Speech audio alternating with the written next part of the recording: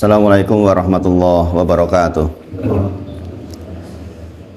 Alhamdulillahirabbil alamin, asyhadu alla ilaha illallah wa asyhadu anna Muhammadan abduhu wa rasuluh. Allahumma shalli ala sayyidina Muhammad wa ala ali sayyidina Muhammad. Subhanaka la ilma lana illa ma 'allamtana innaka antal alimul hakim. Rabbi shrah li sadri wa yassir li amri wahlul 'uqdatam min lisani yafqahu qawli. Amma ba'd. Kita bersyukur kepada Allah atas nikmat yang Allah titipkan kepada kita, dan kita mohon kepada Allah agar nikmat ini bisa kita gunakan sebaik mungkin, agar kita semakin bertakwa kepada Allah, semakin taat kepada Allah. Saya mengingatkan agar kita terus meningkatkan kewaspadaan diri kita atas diri kita sendiri terkait dengan masalah ketaatan kita, insya Allah.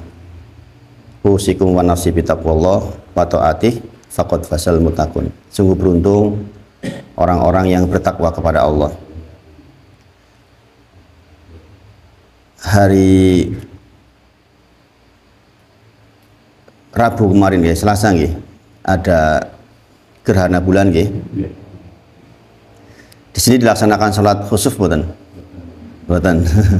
Harusnya dilaksanakan, itu sunnah muakkadah itu. Pagi ini saya ingin sedikit menyinggung tentang itu, karena di antara metode dakwahnya Rasulullah itu mengangkat apa yang paling up to date. Jadi Rasulullah itu ada masalah sesuatu atau kejadian atau fenomena sesuatu, maka diangkat. Dikecilin bisa nggak? Saya kok kedinginan gitu.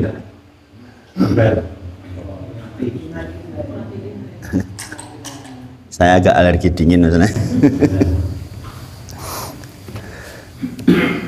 Jadi di antara metode dakwahnya Rasulullah adalah membahas tentang apa yang sedang terjadi, fenomena yang sedang terjadi.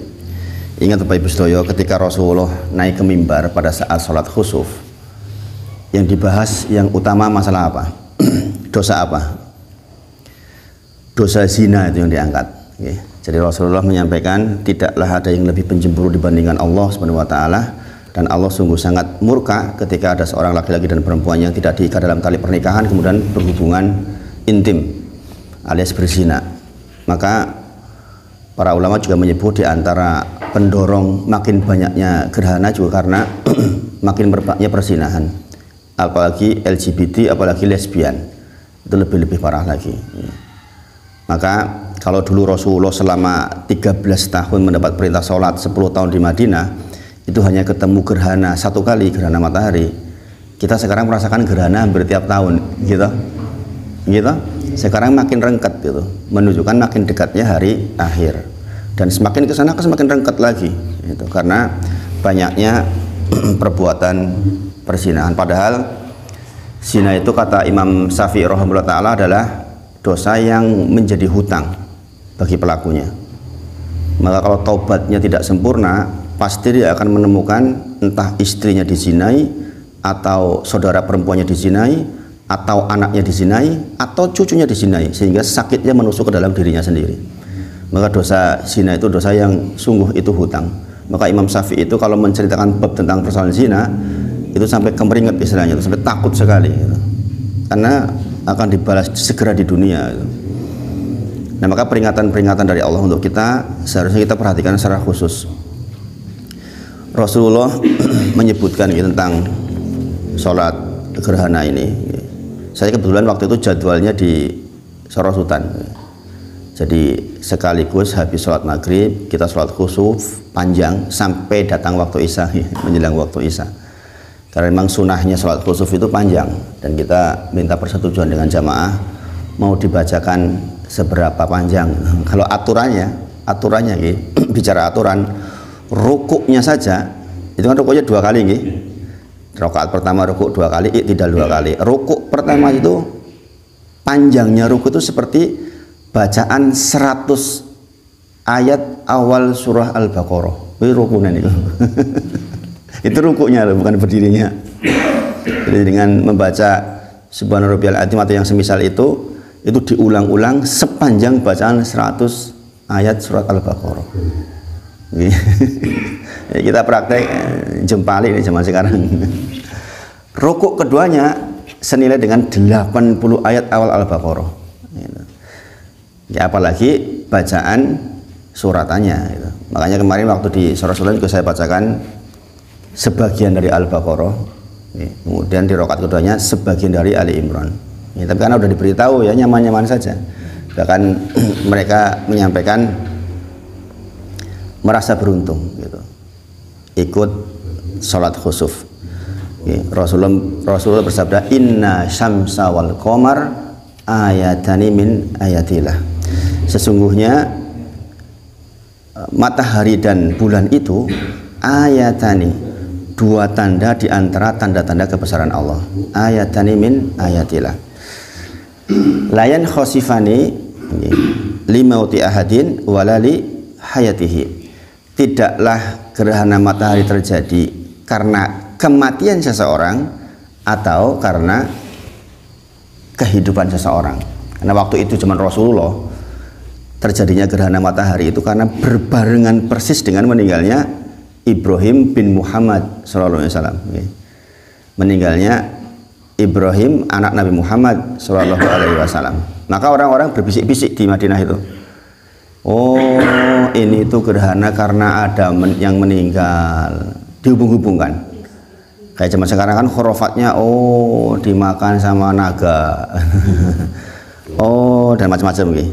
Maka Rasulullah menyampaikan layan khosifani, tidaklah gerhana terjadi karena sesuatu, tetapi karena sungguh menunjukkan kebesaran Allah. Maka Rasulullah menyebutkan apa yang perlu dilakukan. Faida ra'aitum dzalika, jikalau engkau melihat keadaan itu, melihat gerhana matahari, maka 4 hal dilakukan. 4 hal. Yang pertama, fad'ullah, berdoalah kepada Allah, zikir kepada Allah, perbanyak zikir, berbanyak berdoa. Yang pertama, jadi fikihnya itu bukan tabuh kentongan, bukan ngambil gambarnya, bukan. Yang pertama, banyak-banyak berdoa, banyak-banyak zikrullah.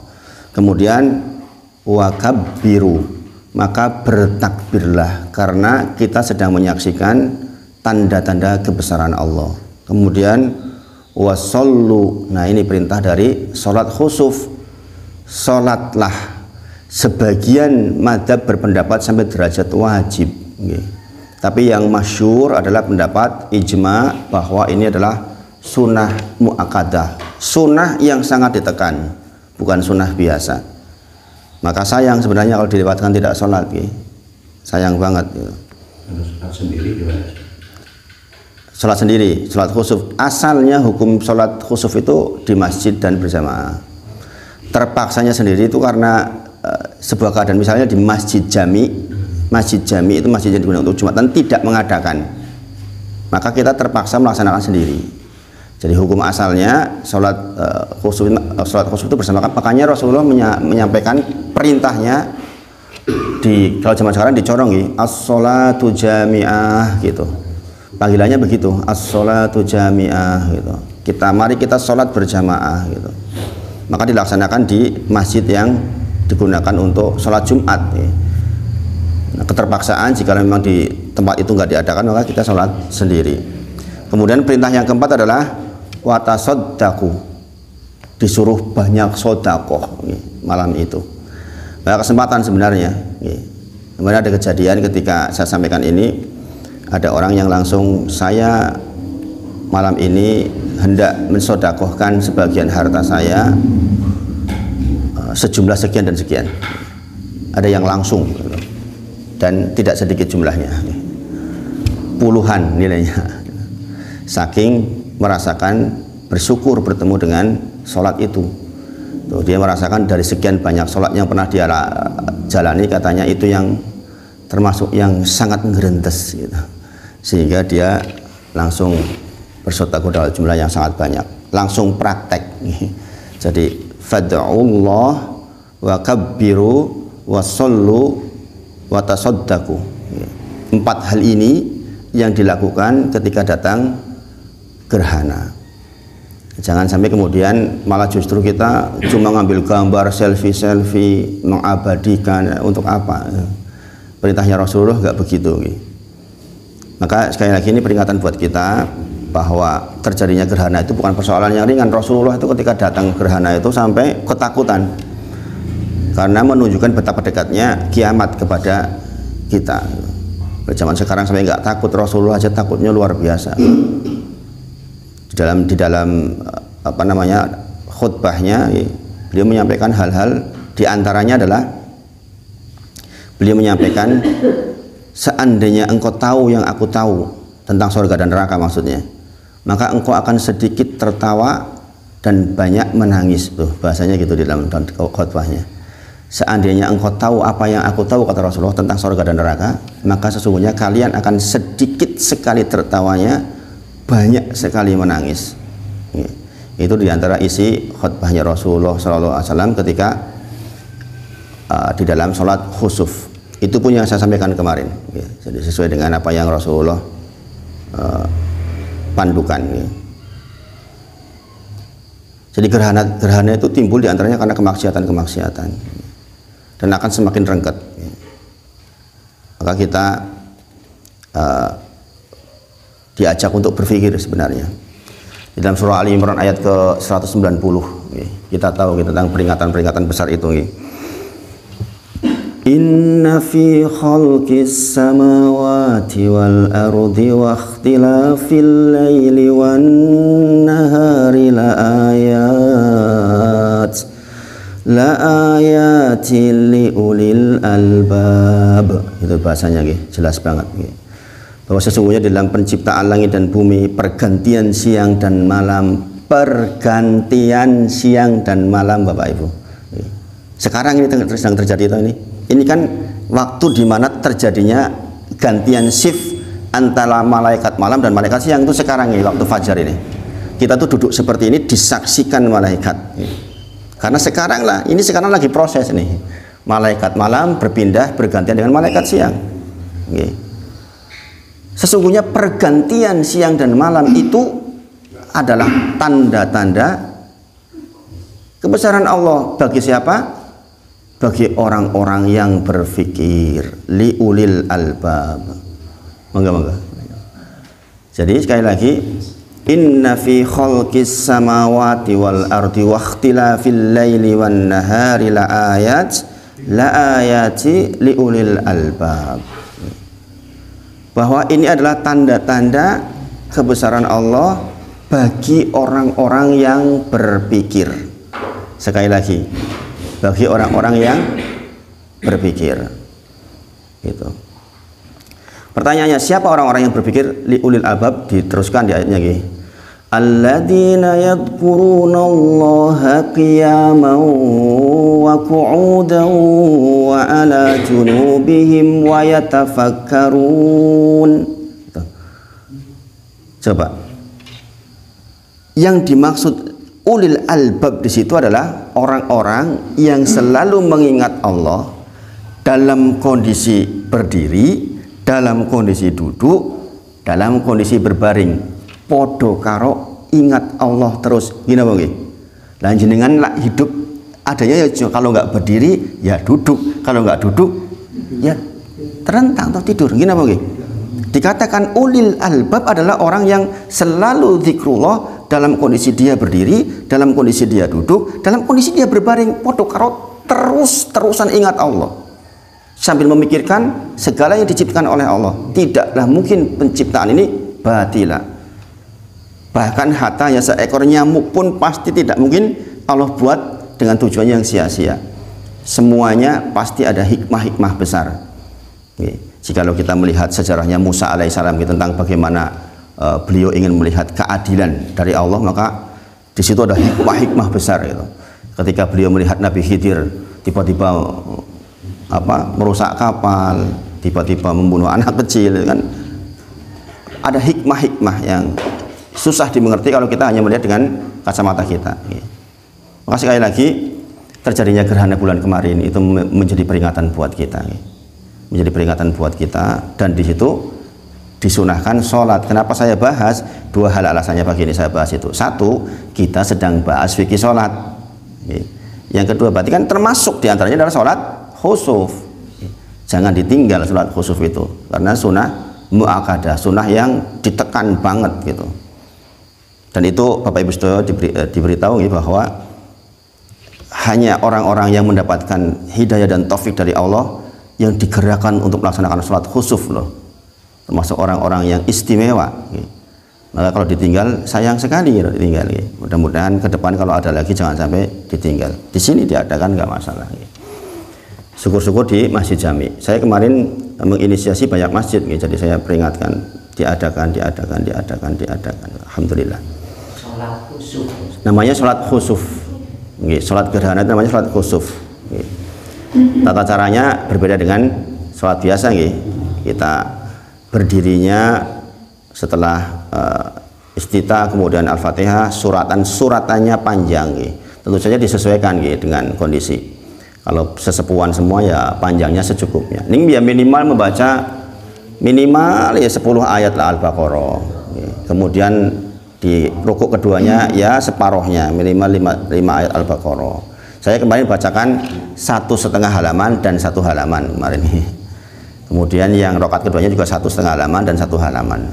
Ya meskipun jauh dari apa yang Rasulullah contohkan, tapi ya mendingan gitu. Mendingan gitu. Mudah-mudahan ke depan jangan sampai ditinggal. Saya lupa mengingatkan di sini. Saya pikir kreatif dewe. Khotbahnya secukupnya, yang penting memenuhi syarat dan rukunnya. Yang penting memenuhi syarat dan rukunnya. Jadi nanti dipelajari rukun khotbah. Kan. Di situ ada memuji Allah, alhamdulillah atau alhamdulillah kalau nggak bisa. Kemudian ada menyebutkan sholawat. Sholawat, kemudian mengingatkan wasiat takwa. Ini sebenarnya rukun seperti itu. Kemudian doa penutup. Pelaksananya seperti sholat Jumat begitu, dua khutbah. Kemudian maka sekali lagi, jadi ingat-ingat ketika terjadi gerhana ada berapa hal yang dilakukan? Ada 4 hal. Yang pertama adalah berdoa, berzikir, kemudian bertakbir secara khusus, kemudian sholat, kemudian sedekah. Maka ini peringatan buat kita. Hampir selalu perintah sholat itu dekat dengan perintah sedekah atau zakat, ya toh? Wa aqimis sholah wa atuz zakah, ya kan? Dirikanlah sholat, berzakatlah. Karena memang ini kedua-duanya itu harus bersambung. Sebagaimana saya sampaikan, as-shadaqatuhu burhan. Sedekah itu burhan, bukti keimanan seseorang. Jadi sing bukti keimanan seseorang itu ya sedekah itu. Jadi tidak nyambung antara orang yang sudah rajin ke masjid kok pelit, itu nggak nyambung. Bagaimana saya sampaikan di kitab Jami bahwa walayajtama'u, tidak akan mungkin berkumpul asuh antara pelit wal iman dengan iman fi qalbi abdin abadan, di dalam hati seorang hamba abadan, selama-lamanya. Jadi orang beriman, orang rapih sholatnya itu pasti harus menghasilkan orang yang lomoh. Dan ini bukti keimanan kita. Nggak mungkin orang yang sholatnya rapih kok nggak lomoh, karena harusnya begitu. Ya, makanya kemarin saya sampaikan di pertemuan sebelumnya bahwa di dalam surah Al-Ankabut 45, utslu ma uhiya ilaika minal kitabi wa aqimis sholah innas sholata tanha 'anil fahsya'i wal munkar wa la dzikrullahi akbar wallahu ya'lamu ma tasna'un. Kan jelas banget di situ bahwa produk sholat yang bagus itu menghasilkan tanha anil fahsya'i wal munkar. Ya, diantaranya kita mudah bersedekah, kita mudah menolong orang lain, tidak merugikan orang lain. Itu bukti dari sholat kita berhasil. Kalau belum berarti sholat kita bermasalah. Dan di dalam menghadapi gerhana bulan juga disuruh sholat, Maka sekali lagi, kalau semakin kita belajar tentang sholat, semakin tahu bahwa mengapa dikatakan sholat itu yang pertama dihisab. Kalau baik sholatnya baik seluruhnya, sholat itu pertama dihisab, kalau jelek sholatnya jelek seluruhnya. Dulu waktu SMP saya berpikir, ini kok bisa ya, kok gampang gitu dulu tuh mikirnya waktu SMP. Nek mung koyo ngono kok enak men yo gitu. Itu mikirnya gitu dulu waktu SMP saya, karena masih remaja nih. Nek sholatnya api gampang kok sak wise. Kan gitu dulu yang diajarkan. Gini apa nek sholatnya elek, yo wis mung elek gitu. Kok gampang ya, berarti nek sholatnya bener enak. Padahal maksudnya tadi ini, bahwa sholat itu menghasilkan tanha anil fahsya'i wal munkar. Dan ini fahsya'i wal munkar kan ini merugikan diri sendiri, ini merugikan orang lain. Berarti produk menyelamatkan diri sendiri dan menyelamatkan orang lain, itu sholat. Maka gerhana pun diiringi dengan sholat, bahkan sholatnya spesifik banget, khusus banget kan, nggak lazim tata cara sholatnya kan, nggak lazim banget. Mudah-mudahan ini jadi pengingat buat kita. Maka pagi ini saya mengingatkan pada panjenengan semua, di antara adalah fad'ullah, dan di antara fad'ullah berdoa kemudian mengingat Allah itu ciri dari ulil albab. Orang-orang ngaji seperti ini adalah orang-orang ulil albab, orang-orang yang mau berpikir, orang-orang yang mau mensucikan dirinya dengan banyak sekali mempelajari kitabullah. Maka cirinya tadi apa? Cirinya alladzina yadhkurunallaha qiyaman wa qu'udan wa 'ala junubihim. Berarti dia zikir terus, ingat Allah terus. Ini hikmah yang harusnya kita ambil ketika ada fenomena alam seperti itu. Entah bentuknya gempa, entah bentuknya apapun, menghasilkan orang, oh ya Allah, ada Allah. Allah Maha Besar. Gitu. Kita tuh ingat Allah terus. Di antara dalilnya adalah ya ayyuhalladzina amanu dzkurullaha dzikran katsira wasabbihu bukratan wa asila. Wahai orang-orang yang beriman, bertakwalah kepada Allah, ingatlah Allah dengan ingatan yang banyak. Wasabbihu bukratan wa asila, kekhususan waktu pagi dan petang. Kenapa disebutkan pagi dan petang? Disitulah pergantian shift antara malaikat malam dan malaikat siang.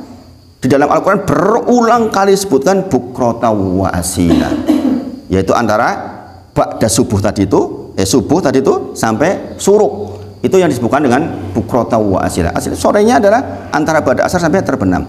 Itu waktu paling afdol untuk dzikir pagi dan dzikir petang. Nah, ini yang ingin saya bahas pagi ini. Jadi saya berharap target saya ceramah pagi ini adalah kita semua rajin dzikir kepada Allah Subhanahu wa taala. Jadi kalau sampai setelah ini jenengan enggak rajin dzikir pagi dan petang, berarti saya ceramahnya gagal. Maka pagi ini saya sampaikan tentang fikih dzikir, mudah-mudahan bisa menjadi pengingat bagi kita semua.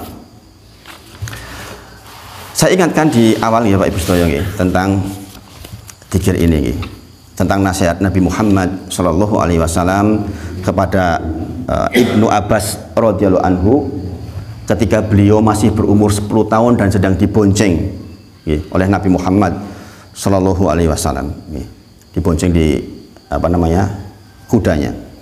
Beliau menyampaikan, ya hulam, wahai anak remaja. Hulam itu berarti remaja. Ini sesungguhnya aku u'allimuka kalimat, akan mengajarkan kepadamu beberapa kalimat.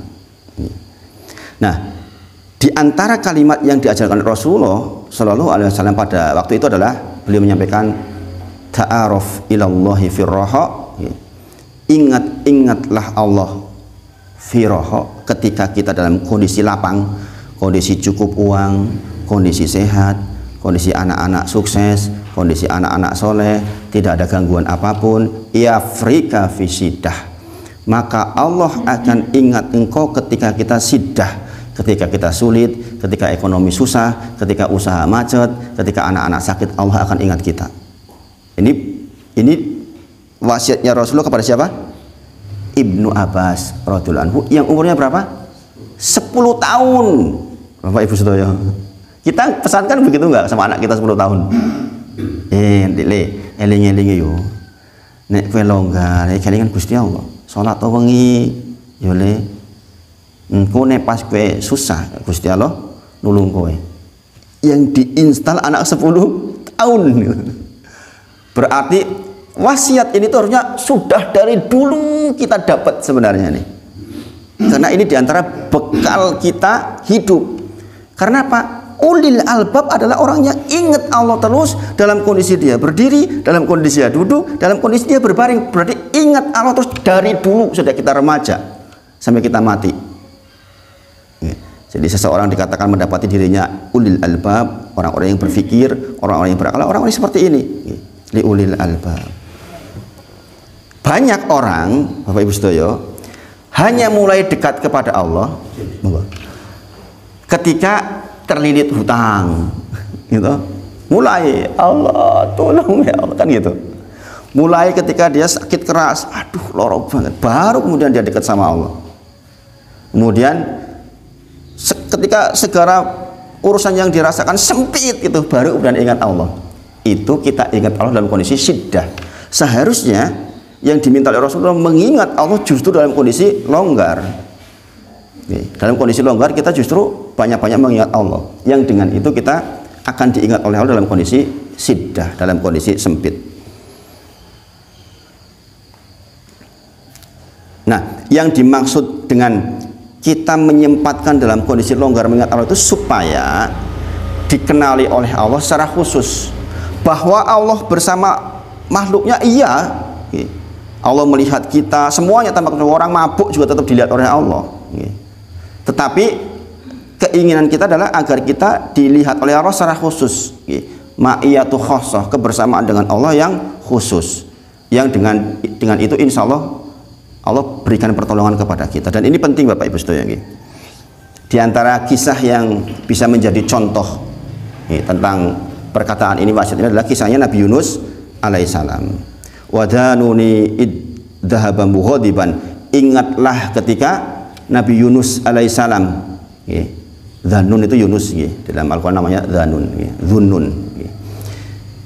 Ketika dia meninggalkan kaumnya dalam kondisi marah, ceritanya kan kita tahu Nabi Yunus itu berdakwah di kaumnya, ternyata kaumnya nggak ada yang ikut sama dia, maka marahlah Nabi Yunus. Padahal Allah perintahkan jangan tinggalin dulu, pokoknya jangan marah dulu gitu. Tapi Nabi Yunus marah. Kemudian fadonna ala, kemudian dia menyangka, fadon itu kan sangkaan, dia menyangka bahwa dia tidak akan dimarahi oleh Allah gitu. Dia menyangka dia pergi aja nanti rapopo gitu.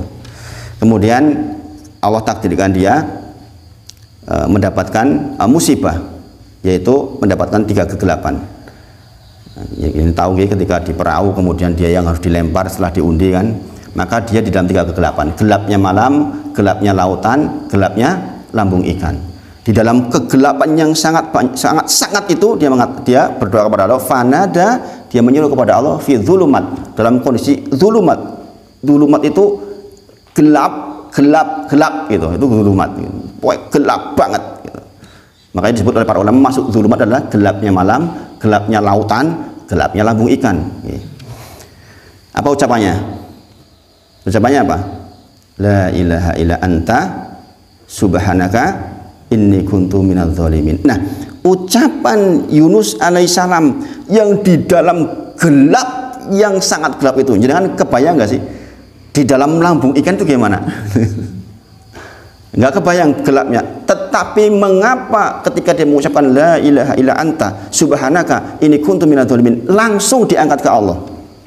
Maka para ulama menyebut karena kebiasaan Yunus alaihissalam dalam kondisi longgar, dalam kondisi nggak tertekan, dalam kondisi nggak di dalam kegelapan, beliau sering mengucapkan la ilaha illa anta subhanaka inni kuntu minadz zalimin. Ini maksudnya. Jadi ketika kita longgar, sering zikrullah, maka ketika sempit Allah segera tolong kita. Allah menyebutkan, falaula annahu kana minal musabbihin, seandainya bukan karena Yunus alaihissalam banyak-banyak bertasbih, banyak-banyak menyebut nama Allah, lala bisa fi batnihi ila yaumi yub'atsun, maka dia akan berada di lambung ikan sampai hari dibangkitkan. Bayangin, dahsyat nggak pengaruh zikir itu? Zikir itu luar biasa. Sebagaimana saya pernah ceritakan ke jenengan, bagaimana saya ketika mendapati Fatimah yang sudah divonis oleh dokter tinggal tunggu waktu, itu zikrullah, betul-betul mendekat kepada Allah hanya dengan zikrullah. Nah, coba kalau kita bisa menghadirkan situasi ini setiap saat, dalam kondisi longgar ya kaya ngono kuwi. Paham nggak Bapak Ibu sedaya? Kadang-kadang kita kalau kondisi longgar kan enggak eling Gusti Allah, ngene nggih. Giliran sudah mulai susah aja. La ilaha illallah, ya Allah, sakit ya Allah, kan gitu. Coba kalau kita setiap waktu bisa seperti itu, masya Allah, masya Allah. Maka di antara yang disyariatkan kepada kita adalah mengadakan, membiasakan zikir pagi, zikir petang. Di Masjid Al-Fajar sudah saya sampaikan di minggu lalu nih tentang fikih zikir pagi, zikir petang, permintaan. Yang minta Mas Denny, Ustadz tolong dibahas zikir pagi, zikir petang. Itu. Maka kemarin ini saya sampaikan sedikit tentang zikir pagi, zikir petang. Insya Allah mungkin 3 pertemuan itu untuk dapat sempurna zikir pagi, zikir petang. Izin minum. Bismillah. Bapak Ibu sedaya, Syekh Utsaimin rahimahullah taala menyampaikan, zikir itu ibadah yang ringan diucapkan di lisan, tapi berat timbangannya di mizan besok di akhirat, dan pahalanya di sisi Allah sangat besar. Itu zikir ringan, zikir itu. Tetapi beliau juga menyampaikan, sayangnya sedikit orang yang mendapatkan taufik dari Allah untuk melakukannya. Taufik tahu nggih? Izin dari Allah untuk menjadikan ilmu jadi amal, itu taufik. Kalau hidayah semua orang dapat hidayah. Orang zaman sekarang nggak dapat hidayah. Bagaimana? Di mana-mana ada hidayah. Diberitahu bahwa zikir itu baik, sholat ke masjid itu wajib bagi laki-laki di 3 mazhab. Semua orang tahu, tapi membuat kita menjadi melakukan itu taufik dari Allah. Izin dari Allah supaya kita melakukan ibadah itu. Ilmu yang sudah kita dapat menjadi amal itu taufik dari Allah. Maka zikir pun kita sekarang tahu nih dapat. Ini proses menyampaikan hidayah kan ini. Namanya ini proses seperti namanya hidayah itu irsad wal bayan. Hidayah ilmu menyampaikan, jenengan jadi tahu. Tapi untuk jenengan melakukan butuh hidayah itu taufik dalam bentuk taufik dari Allah. Maka zikir itu memang betul ringan. Rasulullah bersabda, kalimatani habibatani ila rahmani khafifatani ala lisan takhilatani fil mizan subhanallahil azim subhanallah wa bihamdi. Bayangin, 2 kalimat yang dua-duanya sangat dicintai oleh Allah. Khafifatani ala lisan, ringan diucapkan di lisan, takhilatani fil mizan, berat timbangnya di mizan, subhanallahil azim subhanallah wa bihamdi. Ini kula ringan, subhanallahil azim subhanallah wa bihamdi. Siapa saja bisa gini nggih. Di atas motor subhanallahil azim subhanallah wa bihamdi, sambil naik sepeda subhanallahil azim subhanallah wa bihamdi, goreng tempe subhanallahil azim subhanallah wa bihamdi, di depan komputer subhanallahil azim subhanallah wa bihamdi. Gampang. Tapi ingat Bapak Ibu sedaya, kalau kita nggak dapat taufik dari Allah, sedikit yang melakukan itu. Apalagi zaman sekarang kita berhadapan dengan setan gepeng. Ini loh setan gepeng ini. HP itu tuh setan gepeng itu. Dikit buka WA, komentar Ferdi Sambo wis tekan ngendi iki melu komentar. Coba waktu kita tuh habis Bapak Ibu sedaya diambil setan gepeng itu. 1 menit, 2 menit, 3 menit, 5 menit komentar sana sini, habis nggak zikir. Padahal perintah dari Allah ulil albab itu yang banyak zikrullah, bukan yang komentar sana sini. Bukan urusan kita. Maka dulu saya sampaikan kan Rasulullah bersabda, min husni islamin mar'i tarkuhu malayani. Di antara eloknya, indahnya, bagusnya Islam seseorang adalah tarkuhu malayani, meninggalkan apa yang bukan urusannya. Ini penting banget nih. Zaman sekarang ini Bapak Ibu Saudara, ini penting banget ini pesan Rasulullah yang ini. Min husni islamin mar'i tarkuhu malayani. Ini penting banget. Di antara indahnya, eloknya, bagusnya Islam seseorang, kalau jangan ingin dikatakan Islamnya bagus, tarkuhu malayani, tinggalkan yang bukan urusan kita. Bayangin, kita tuh bukan pengusaha pitik misalnya, ikut-ikutan grup pitik. Kita bukan pengusaha lele, melu-melu komentar lele. Ngapain coba? Zikir pagi, zikir petang? Enggak. Al-Quran enggak dibaca. Artinya Al-Quran enggak dibaca. Artinya sholat baru ngerti gitu. Parah kan? Coba kita bertanya, adakah kita sudah tahu dari takbiratul ihram Allahu Akbar sampai salam artinya tuh? Kan tahu semua. Jangan-jangan juga belum tahu. Kok sibuk mikir yang lain? Sami Allahu liman hamidah artinya apa? Jangan-jangan kita belum tahu, ya kan? Jangan-jangan kita mengucapkan subhana rabbiyal azim juga belum tahu artinya. Jangan-jangan kita baca Al-Fatihah juga belum tahu artinya. Jangan-jangan kita belum tahu arti tahiyat kita. Wah, ini masalah. Maka Rasulullah lembut. Min husni islamin mar'i tarkuhu malayakni. Dan ini di zaman sekarang pokok ini. Bener ini bukan hanya orang tua, anak muda punya setan gepeng itu luar biasa ngaruhnya. Mengambil waktu kita orang karu-karuan. Maka hanya orang-orang yang dapat taufik dari Allah saja yang bisa melaksanakan zikrullah. Kalau dengan ke Arab Saudi, yang sudah pernah ke Arab Saudi, kalau di ruang tunggu, di pintu-pintu ada tulisan biasanya. penuhilah waktu tunggu kalian dengan istighfar. Kan gitu tulisannya tuh. Suruh astagfirullah. Astagfirullah. Sekarang enggak, duduk sudah ada temen, wah WA lo, cekrek, aku lagi neng kene lo, cekrek, mangan, cekrek, aku lagi makan, wah suara karu-karuan. Udah cepret terus. Lantas manfaatnya apa seperti itu? Na'udzubillah. Na'udzubillah, kita zaman sekarang itu fitnahnya berat sekali. Maka sekali lagi saya ingatkan, zikir itu mudah, tapi sedikit yang bisa melakukan. Sedikit yang bisa melakukan. Nah, Bapak Ibu sedaya, di dalam kitab Al-Wabilus Shayyib, salah satu kitab yang sangat populer, disebutkan tentang 100 manfaat zikir. 100 manfaat zikir. Saya sebutkan beberapa di antaranya, mudah-mudahan jadi bekal. Yang pertama, seseorang yang zikrullah, ini penting nih, maka dia akan terhindar dari dosa lisan. Karena apa? Orang zikir itu dia terhindar dari namimah, dia terhindar dari ghibah, dia terhindar dari mengejek, dia terhindar dari menyindir. Orang sempat mikir kesing aneh-aneh orang zikir itu. Maka fungsi pertama zikir adalah menghindarkan kita dari dosa lisan. Karena lisan kita sibuk untuk mengingat Allah. Dan Bapak Ibu sedaya, ini dicontohkan oleh salah satu imam besar di Saudi Arabia, Imam Sudais. Jenengan tahu nggih Imam Sudais? Imam Sudais tahu nggih yang bacaannya Alhamdulillahi Rabbil Alamin Ar-Rahmanir Rahim. Jadi gitu itu. Itu Sudais itu. Beliau disaksikan oleh supirnya, kebetulan orang Indonesia supirnya itu. Itu beliau menyampaikan, beliau itu kalau tidak sedang ditanya orang, tidak sedang berdiskusi tentang urusan pekerjaan, maka mulutnya selalu membaca Al-Quran. Di antara zikir terbaik maos Quran, di antara zikir terbaik, zikir mutlak maos Quran.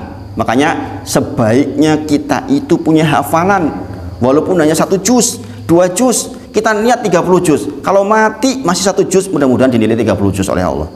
Karena di antara zikir terbaik ada mas baca Quran. Di luar zikir yang terikat. Ada 2 di dalam agama kita, selalu ibadah itu ada yang apa? Muqayyad sama yang mutlak. Ibadah itu ada yang muqayyad, ada yang mutlak. Muqayyad itu artinya apa? Terikat. Mutlak itu artinya apa? Bebas waktu-waktu. Contoh, zikir sakbare salat, berarti kan oh ini zikir yang terikat waktunya setelah sholat. Rasulullah pandukan astagfirullah, astagfirullah, astagfirullah, kan begitu redaksinya. Mau astagfirullahaladzim ala la ilaha illallah boleh-boleh saja, itu di luar yang zikir untuk sholat, karena Rasulullah ketika sholat ya itu yang dipandukan. Itu namanya zikir yang terikat, muqayyad namanya. Kalau mutlak kapan saja di luar sholat, mau subhanallah walhamdulillah terserah saja, itu yang mutlak. Ibadah terikat dengan tempat, misalnya haji nggak boleh di Gunung Kemukus muter-muter. Ya kan, tetap harus di Mekah, di Padang Arafah, di antaranya wukufnya, karena terikat dengan tempat. Maka beliau Sudais hafidhullah ta'ala, semoga Allah menjaganya, itu selalu kalau nggak lagi ngomong sama orang, ya dia mau baca Quran. Masya Allah, coba kalau kita bisa seperti itu, berarti beliau sedang mengimplementasikan surah Ali Imran 190 yang saya bacakan tadi, yaitu orang-orang yang ulil albab, orang-orang yang selalu ingat Allah. Jadi fungsi zikir pertama adalah menghindarkan kita dari dosa. Bapak Ibu saudara, ini penting loh, ini jangan dikira ringan. Lisan itu kita tahu dari dulu, dari kecil diajarkan, lisan itu kelihatannya ringan, tapi bisa ngungkuli tajamnya dibandingkan pedang walaupun silet, ya enggak? Salah ngomong tuh nyilet wong, ya enggak? Makanya ini tuh hati-hati keluar itu dijagain dengan gigi dan bibir itu, supaya hati-hati nek wis bacut keluar jiku angel banget. Bacut natuni wong, bacut ngeloroni wong niku angel banget leh mareni. Ngene begini. Kalau tato ini dikasih obat merah rampung. Tapi kalau lisan, subhanallah, makanya banyak kok terjadi pembunuhan gara-gara lisan kan. Kenapa Pak? Sakit hati saya. Sakit hati karena apa? Karena lisan. Makanya zikrullah adalah solusi agar kita terhindar dari dosa lisan karena ini berat tanggungannya. Bayangkan lisan itu apa Ibu Sedoyo? Jenengan masuk Islam itu karena lisan. Gini Bang. Asyhadu alla ilaha illallah wa asyhadu anna Muhammadar itu lisan. Gini Bang. Bahkan jenengan yang tadinya nggak boleh hubungan intim, mung goro-goro apa? Lisan jenengan di depan saksi. Jenengan mengucapkan tentang pernikahan, akad nikah, lisan menjadi boleh.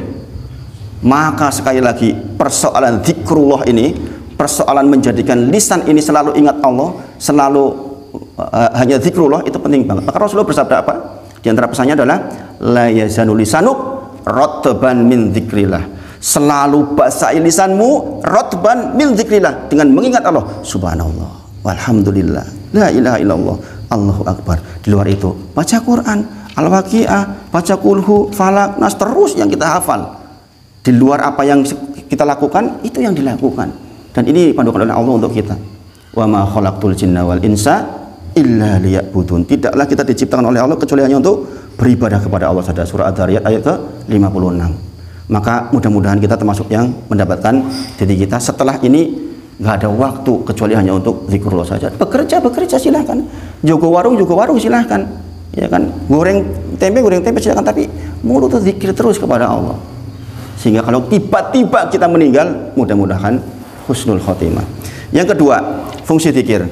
Fadkuruni adkurukum washkuruni wala takfurun. Firman Allah di dalam Al-Baqarah 153. Ingatlah aku, kata Allah, maka aku akan mengingatmu. Bayangin. Berarti fungsi zikir yang kedua adalah apa? Agar kita tuh diingat Allah terus-terusan. Bapak Ibu Sedoyo, bayangin. Jenengan diundang walimatul urus, diundang pernikahan. Jenengan pakai baju rapi, tergopoh-gopoh bawa amplop banyak. Duduk di tempat undangan itu. Kemudian si pengundang yang punya hajat lewat di depan jenengan, nggak nyapa jenengan, nggak ngeliat jenengan, nggak ngurus jenengan. Kira-kira jenengan rasanya pripun? Langsung mulai nggak penak rasanya. Nggak diingat sama pengundang kayak gitu aja nggak tentrem. Kebayang nggak kalau kita nggak diingat oleh Zat yang menciptakan kita, yang membuat kita bisa bernafas, yang membuat anak kita sehat, yang membuat istri kita tentrem, membuat lingkungan kita bagus, Allah Subhanahu wa taala. Dan Allah berfirman, "Fadkuruni adkurkum." Jikalau kau ingat aku, jikalau kau zikir kepada aku, maka aku ingat kamu. Bayangin, kita nggak diingat Pak RT aja udah bingung, bikin KTP, ngurus-ngurus wis bingung. Gimana kalau nggak diingat oleh Allah Subhanahu wa taala? Dan Allah sudah berfirman, "Fadkuruni adkurkum." Ingatlah aku, maka aku akan mengingatmu. Juga disampaikan, "Man dzakaroni fi nafsih." Sing sinten kemawon mengingatku di dalam dirinya. Berarti di dalam dirinya ingat Allah terus. Dikatakan, "Dzakartumhu fi nafsih." Maka aku akan ingat dia di dalam diriku. Kemudian Allah menyebutkan, "Wa man dzakaroni fi mala'in." Barang siapa yang tetap mengingatku di keramaian, junungan sekerame-rame, sekerja bareng wong oke, di tengah-tengah lapangan atau di mana, di kantor, jenengan tetap ingat Allah, maka kata Allah, "Dzakartu fi mala'in khairu minhu." Maka aku akan mengingat dia di kumpulan yang lebih baik dari kumpulannya. Maksudnya kumpulan para malaikat disebut, oh itu Pak Tono lagi duduk bermajelis, disebutkan oleh Allah, dibangga-banggakan di sisi para malaikat yang jumlahnya sangat banyak. Masya Allah. Maka ini berlaku kaidah al-jaza min jinsil amal, bahwa pahala itu bergantung amalnya. Nek eling kalau Gusti Allah akeh, ya Allah juga ingat kita banyak. Maka fungsi yang kedua tadi apa? Kita diingat oleh Allah. Fungsi zikir. Yang ketiga, kita akan mendapatkan ketenangan, Bapak Ibu sekalian. Dan ini kita cari, yang kita cari. Bukankah hidup kita cari ketenangan? Allah menyebutkan, Rasulullah menyebutkan, "Ala bi dzikrillahi tatmainul qulub." Barang siapa yang mengingat Allah, hanya dengan mengingat Allah hati menjadi tentram. Berarti Bapak Ibu sekalian, ini pernyataannya sahih. Berarti kosok waliipun, sebaliknya kalau nggak mengingat Allah pasti hati jadi sempit. Gitu.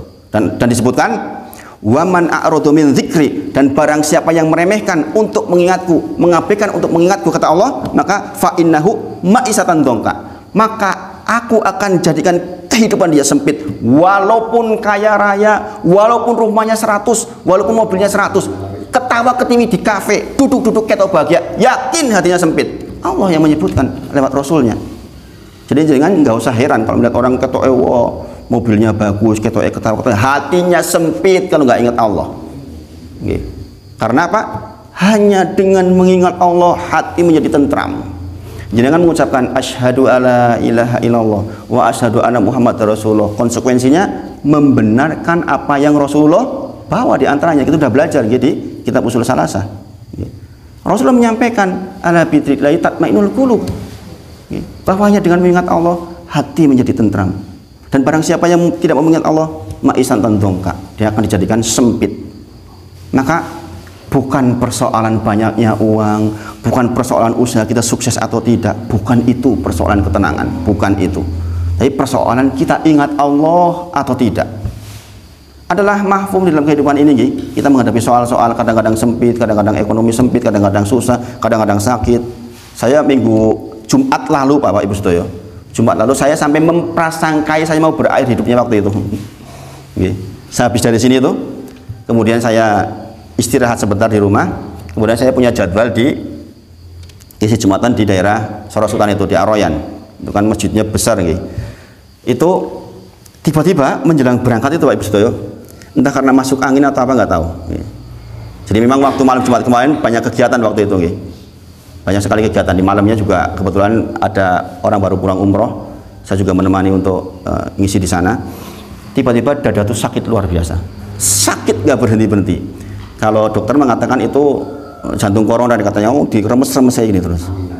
Mungkin karena kanginan, mungkin mudah-mudahan karena kanginan. Kalau rasanya tuh nggak berhenti-berhenti, sampai saya memprasangkai mungkin ini Jumat terakhir saya, karena saya naik mimbar itu dalam kondisi agak gelap gitu. Ketika imam sholat udah kayak mau rubuh itu. Jadi apa namanya, persoalan apa, kita bisa datang kapan saja atau kematian, maka kita ingin ketika mati dalam kondisi tenang, dalam kondisi kita berprasangka baik kepada Allah. Dan kita harus siap setiap waktu ini, harus siap setiap waktu kan mati itu. Gini bang, harus siap setiap waktu, gelem ora gelem. Ya kan, kita menyiapkan. Rasulullah disampaikan kepada kita, amar ummati ma bana sitin lasabin, umur umatku antara 60 sampai 70 saja. Wa aqalluhum ma yajudalik, sedikit yang diberikan dari angka itu. Berarti nek wis fidak ki ya wis sudah deket lah. Kalau lebih dari itu udah bonus. Sebagian besar ya antara itu. Maka sekali lagi, mungkin kita bisa melihat orang terlihat kaya, terlihat ketawa ketiwi, ketahuilah kalau dia nggak mengingat Allah, dijamin hatinya sempit. Kemudian yang keempat, akan memantapkan akidah seseorang. Sebentar, diulang dulu. Tadi apa? Yang pertama manfaatnya terhindar dari dosa lisan. Yang kedua, diingat oleh Allah. Yang ketiga, mendapatkan ketenangan. Sekarang yang keempat, saya ulang-ulang biar jenengan masuk di pikiran. Kemudian yang keempat sekarang, akan memantapkan akidah seseorang. Akidah tahu nggih? Akidah itu tahu. Kita mengesahkan Allah, mentauhidkan Allah, menjadikan Allah satu-satunya tujuan. Kita berdoa hanya kepada Allah, meminta hanya kepada Allah, bertawakal hanya kepada Allah, itu akidah kita. Maka seseorang yang melakukan zikir pagi dan zikir yang sedang saya bacakan ini zikir pagi zikir petang. Yang sedang saya bicarakan ini adalah zikir pagi zikir petang. Secara umum zikir mutlak, tapi yang secara khusus zikir pagi zikir petang, yaitu zikir yang dilaksanakan di pagi hari dan petang. Jumlahnya sekitar berapa itu? 20 sekian bacaan. Beda dengan al-maksurat. Al-maksurat ada yang dhaif. Jadi di antara adab membaca zikir, di antaranya adalah tidak membaca yang dhaif. Di al-maksurat ada yang dhaif hadisnya. Maka ada zikir pagi zikir petang. Bukunya namanya zikir pagi zikir petang, Pak. Nanti kalau bisa minggu depan bawa, kita akan bahas. Kita akan bahas satu persatunya maknanya. Judul bukunya zikir pagi zikir petang gitu. Nanti di itunya kitabnya. Jangan cari aja nanti di ini. Kalau nggak salah satu nanti nyari terus dikopikan Mas Yudi. Minggu depan kalau bisa sudah pegang, nanti akan saya bahas satu persatunya. Karena zikir itu bukan hanya persoalan lisan saja, tapi harus tahu maknanya. Memantapkan akidah seseorang. Contoh Bapak Ibu Sedoyo. Di dalam zikir pagi zikir petang itu diucapkan apa? Asbahna ala fitratil Islam wa ala kalimatil ikhlas wa ala dini nabiyina Muhammadin sallallahu alaihi wasallam wa ala millati abina Ibrahim hanifan musliman wa ma kana minal musyrikin. Itu salah satu zikir kita. Kalau pagi asbahna, artinya pagi ini. Kalau sore amsaina, sore ini itu. Bedanya cuma itu aja. Kalau pagi asbahna, kalau sore amsaina. Salah satu zikirnya adalah asbahna ala fitratil Islam. Alhamdulillah pagi ini saya masih beragama Islam. Itu artinya. Karena banyak orang di luar kita yang sudah nggak beragama Islam lagi sekarang. Gini apa nggih? Gini apa nggih? Iya, 9 miliar penduduk bumi, yang Islam itu nggak nyampe 2 miliar Bapak Ibu Sedaya.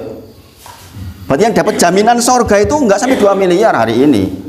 Kebanyakan non Islam. Jadi kan lihat di Indonesia banyak Muslim, di Inggris, di Amerika, di Cina sedikit yang Islam.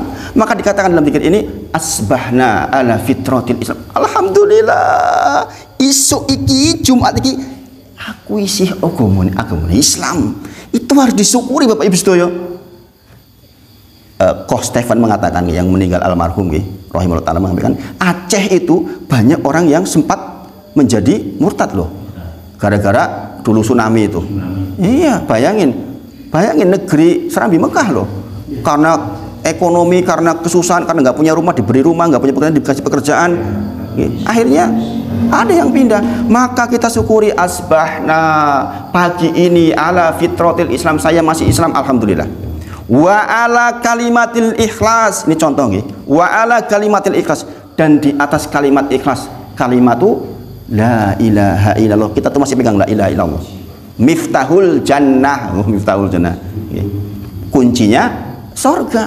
Seseorang yang punya la ilaha illallah kuncinya surga. Bahkan kita ingin mati dengan itu. Man akhiru kalamihi la ilaha illallah dakhulal jannah. Sing sinten kemawon akhir kalamnya la ilaha illallah masuk surga. Jelas toh itu. Maka dikatakan wa ala kalimatil ikhlas wa ala dini nabiyina Muhammadin sallallahu alaihi wasallam, dan alhamdulillah saya masih di atas agamanya Nabi Muhammad sallallahu alaihi wasallam, agama Islam. Maksudnya Pak, risalahnya Rasulullah kita masih tetepi. Gitu. Jenengan masih sholat ke masjid, itu perintahnya Rasulullah. Jenengan sholat berjamaah, perintahnya Rasulullah. Jenengan melaksanakan zakat, perintahnya Rasulullah. Jenengan sedekah, perintahnya Rasulullah. Jenengan bermajelis, perintahnya Rasulullah. Alhamdulillah. Kita masih ditakdir seperti ini. Banyak orang yang memulai pagi Bapak Ibu sedaya dengan harus memasang sesaji. Nah, orang-orang sebagian saudara kita, orang-orang Buddha misalnya, pagi-pagi udah sibuk cari kembang kemana-mana dipasang supaya nggak terjadi bala seharian. Gini Bang? Kita cukup mengucapkan apa? Bismillahirrahmanirrahim. Fil ardi wala fis sama wa huwa samiul alim. Itu juga di antara zikir pagi kita. Wa ala kalimat wa ala nabiyina Muhammadin sallallahu alaihi wasallam wa ala millati abina Ibrahim. Kita sudah belajar milah Ibrahim kemarin. Bersyukur saya masih di atas milahnya Ibrahim. Apa milahnya Ibrahim kemarin? Mengesahkan Allah, mentauhidkan Allah. Mentauhidkan Allah. Kemudian dikatakan yang terakhir, saya bersyukur bukan termasuk orang-orang yang musyrik. Maka dikatakan seseorang yang zikir itu akan memantapkan akidah seorang, karena tiap hari kita itu memperbaharui akidah kita Bapak Ibu sedaya.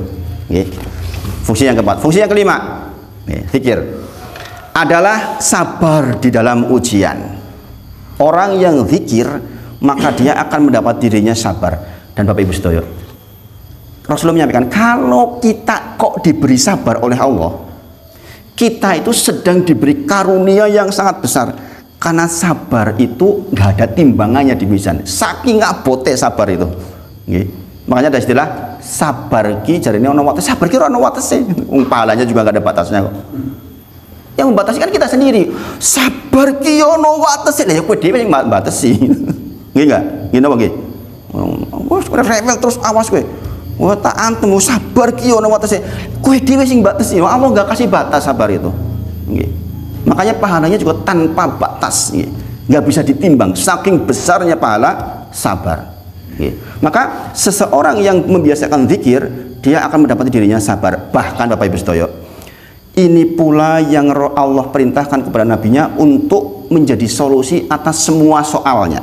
Kita tahu nggih, Rasulullah itu dikatakan Pak Majnun, kowe ki wong edan Muhammad, kan begitu.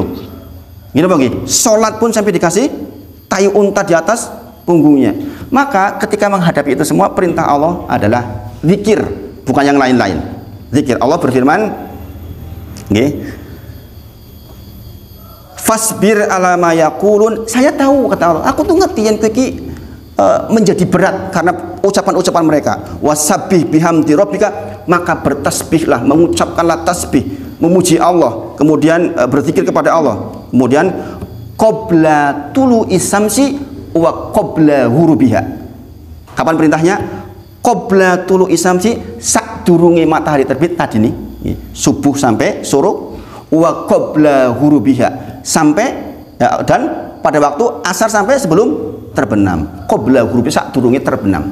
Rasulullah itu ketika diucapi macam-macam, hatinya juga sempit. Sebagaimana kita kalau dapat soal, sempit, nyesek, susah, ekonomi susah, dilalai anak eloro, bojone rewel, jaluk pegatan, karo-karuan ini. Maka sempit luar biasa. Apa solusinya? Zikrullah qabla tulu isamsi wa qabla hurubiha. Bayangin dahsyatnya yang namanya zikir itu. Maka sekali lagi ini di Allah abadikan dalam surah Al-Hijr 97, yang mulia nanti dari Al-Hijr 97 dan surah Toha ayat ke 130, nanti baca sendiri di rumah.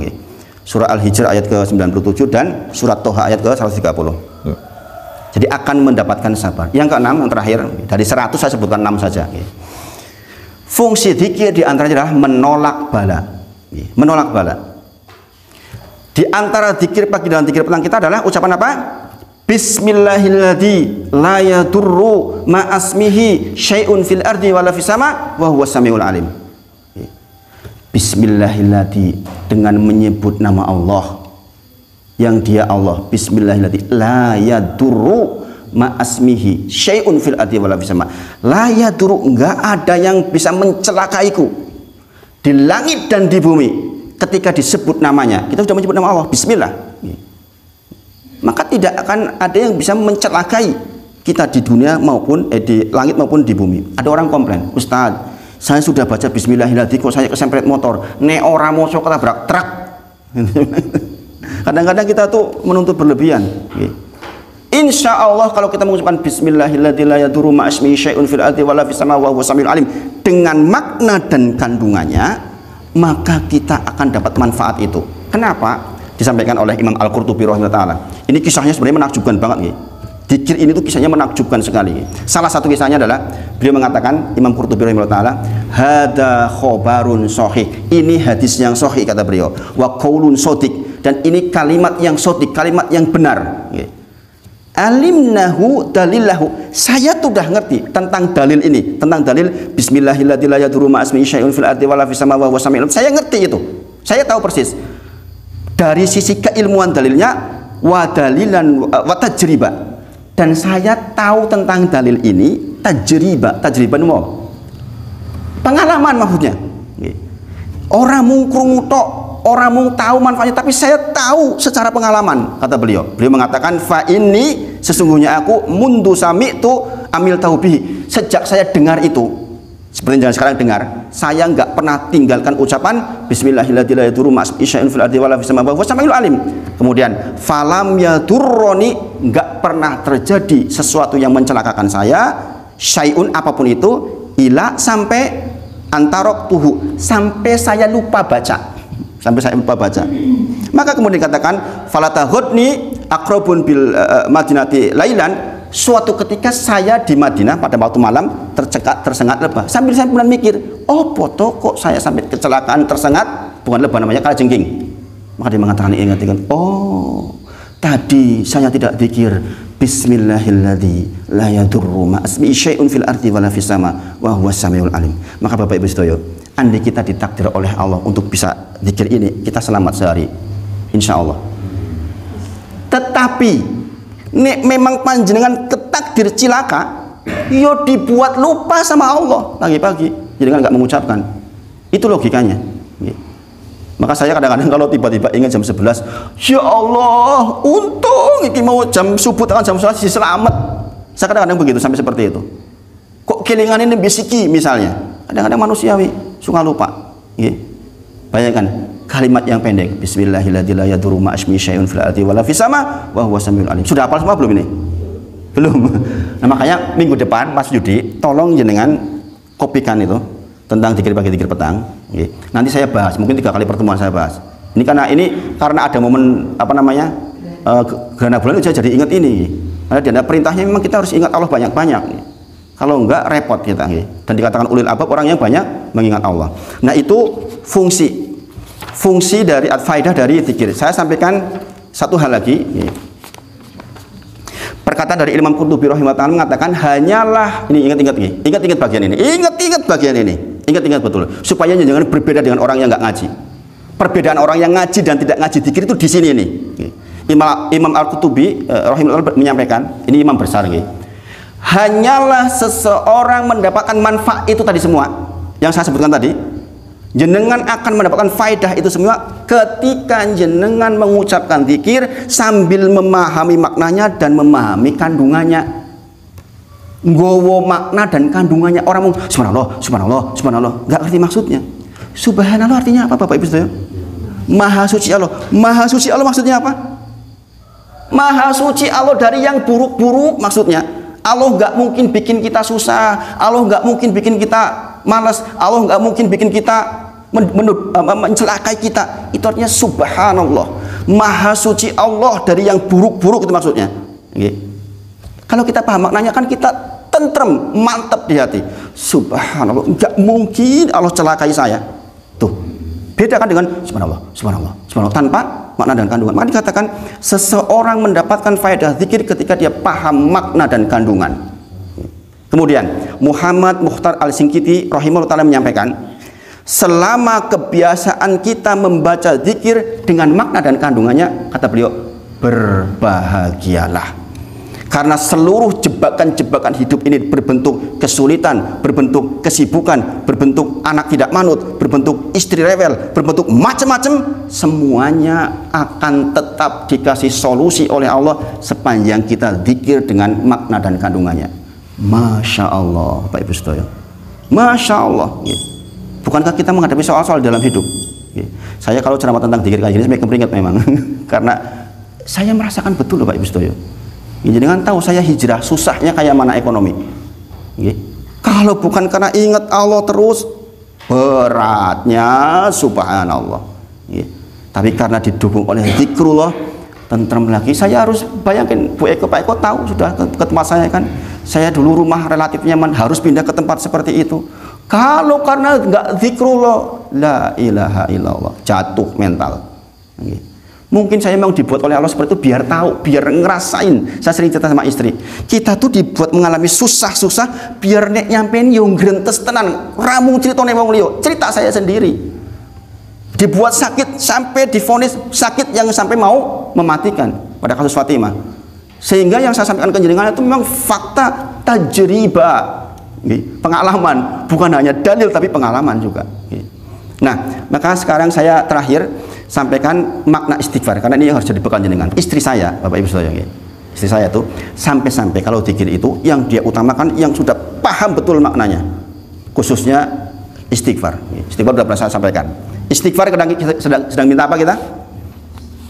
Istighfar kita sedang minta apa? Minta ampun. Minta ampun atas apa? Dosa-dosa kita. Nah, kita setuju nggih?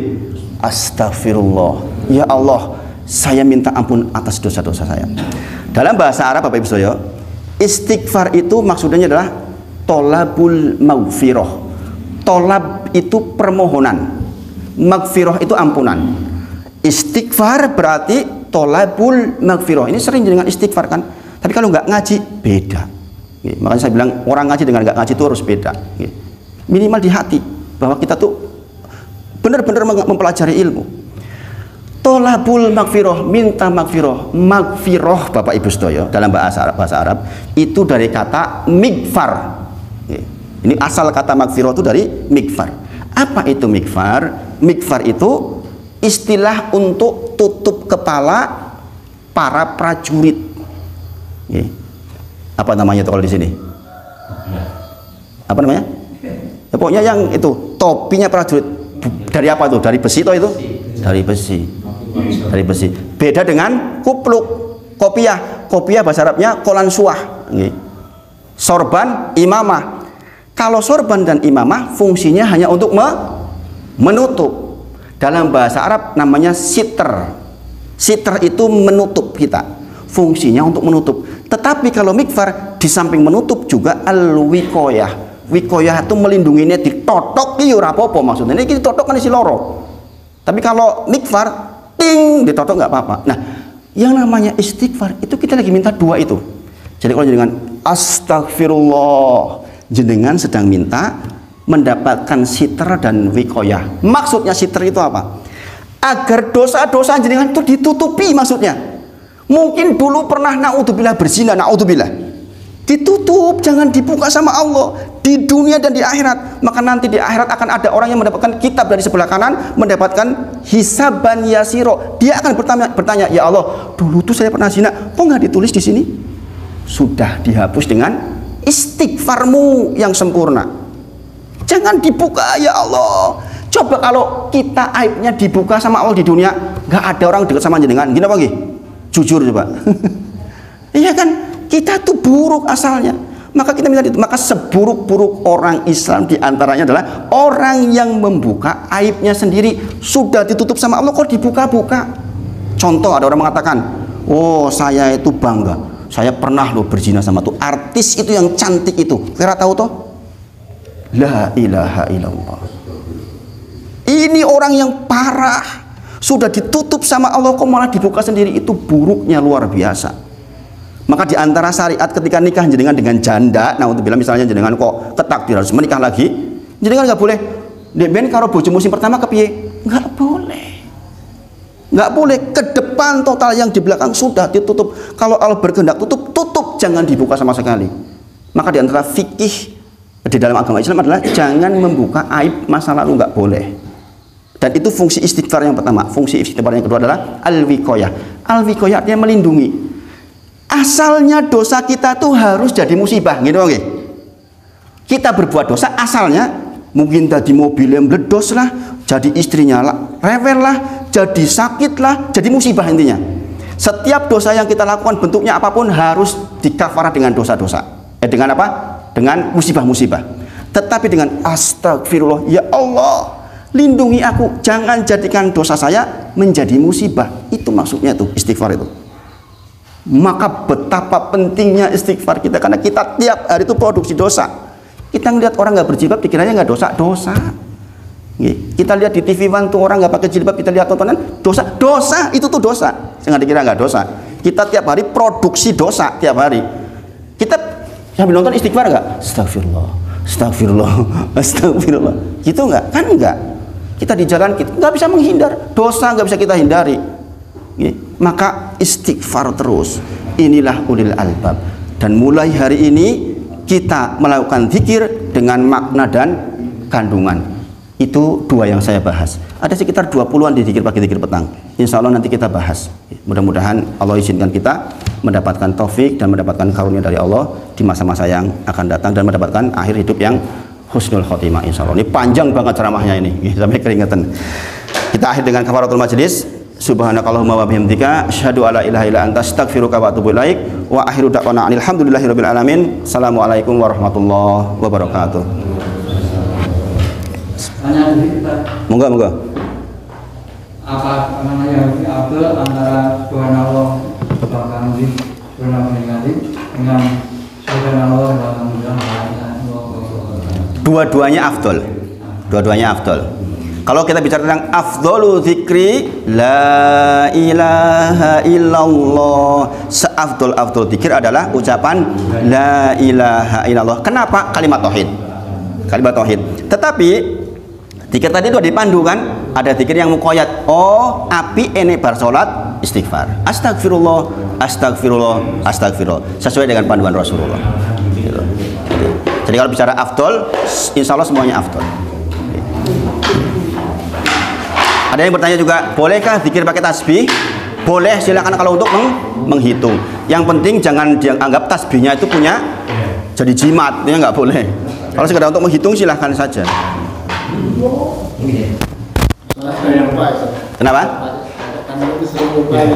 Sebaik-baik zikir ya tentu saja dengan jari jemari kita. Rasulullah menyampaikan kita punya jemari. Karena kalau Nggih, kalau pakai tasbih dibawa kemana-mana harus, kalau nggak bawa tasbih nanti lupa zikir. Tapi kalau bolehnya boleh, nggak masalah.